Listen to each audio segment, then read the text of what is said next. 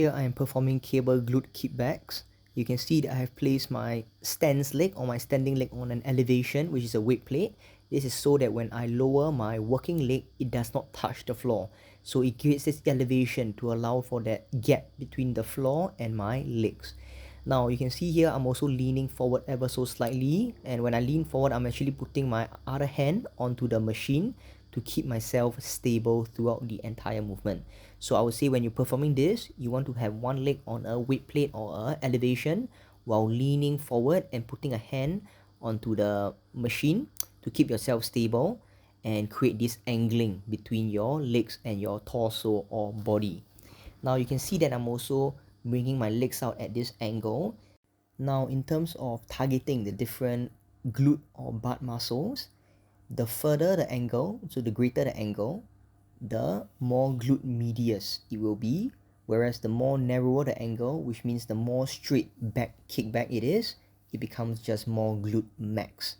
Hence, if I just wanted a straight kickback, which means in line with my body rather than coming out at an angle, it's going to be more glute max. Whereas if I'm coming out at an angle sideways, it's going to be more glute mid.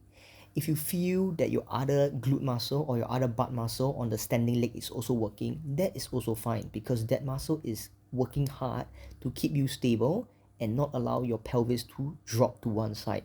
Hence, this is always going to be working on either legs. One leg is going to be working on keeping you stable, while the other leg works on pulling that cable away from your midline. So once again, to recap on this movement, one, we want to have a weight plate at the bottom so that our working leg do not sweep onto the floor to create that elevation.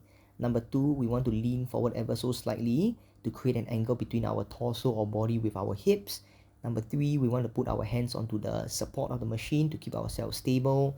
Number four, we want to bring our legs out at an angle, and depending on which one you want to be targeting, but in here we are targeting the glute med, and so we want to be moving at that 45-degree angle away from your body.